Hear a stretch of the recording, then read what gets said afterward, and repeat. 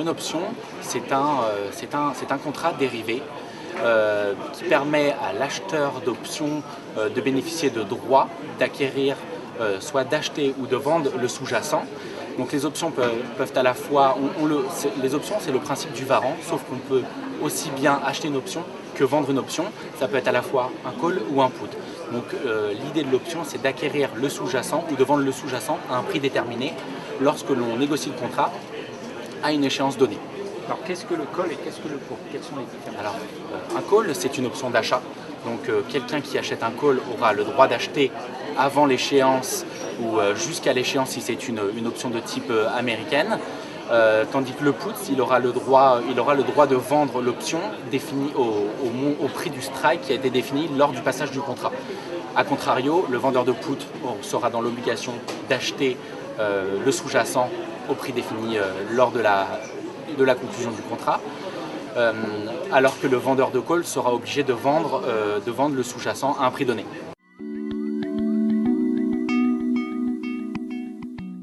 Les options sont des produits tout d'abord complexes.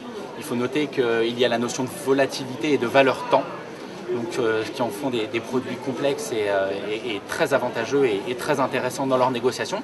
Elles permettent à la fois d'acquérir des sous-jacents à un prix moindre, mais aussi elles permettent de couvrir des positions en portefeuille et d'acquérir et ainsi de jouer, de couvrir le risque dans le portefeuille d'un client.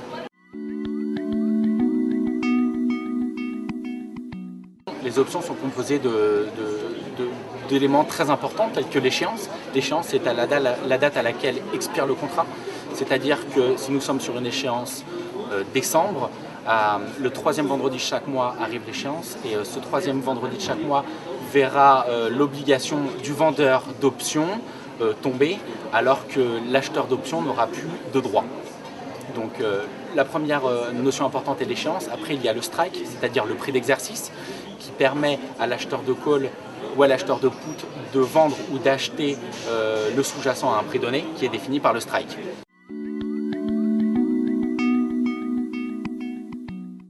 On peut très bien interagir sur des options sur actions, sur indices, sur matières premières. Donc, il y a de nombreuses options qui sont disponibles chez Bing Bank, donc de nombreuses options disponibles directement sur le site internet. On parle d'options européennes, américaines? Bien évidemment, nous proposons les options européennes et américaines. Leur spécificité est la suivante: les options européennes sur actions ont une quotité de 10 et elles ne sont exerçables qu'à l'échéance pour l'acheteur, donc pour la personne détenant le droit. Accessoirement, le vendeur a l'obligation qui est confirmée uniquement à l'échéance. A contrario, les options américaines sont exerçables à tout moment et portent sur une quotité généralement de 100, sauf en cas de, je parle bien sûr des options sur action, sauf en cas d'opération sur titre. L'intérêt des options, c'est de pouvoir mettre en place plusieurs types de stratégies. Donc on peut à la fois mettre en place des stratégies directionnelles, des stratégies de couverture de portefeuille, mais aussi jouer la volatilité ou la stabilité des cours.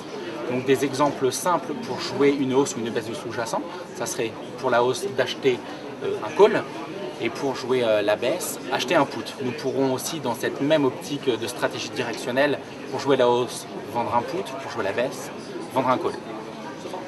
Donc maintenant pour ce qui est des stratégies, ça ce sont les stratégies simples qui induisent un gain limité et une perte illimitée.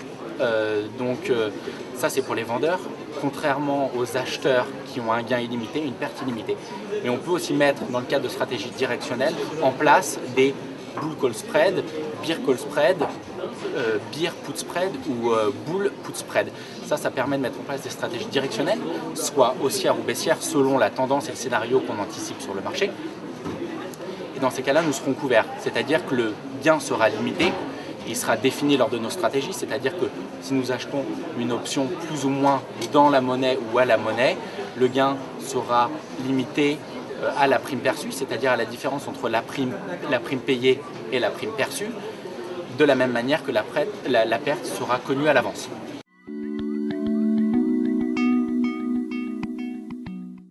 Quand on veut se positionner sur des options, que faut-il suivre? fondamentaux du marché, mais aussi l'analyse technique. Ce sont des éléments importants, mais il faut avant tout se fonder et s'aider de l'analyse fondamentale du marché, mais sachant qu'une option porte sur un sous-jacent défini, il faut surtout suivre le sous-jacent. C'est la base du comportement de l'option. Le sous-jacent définira le comportement du produit dérivé optionnel sur lequel nous sommes investis.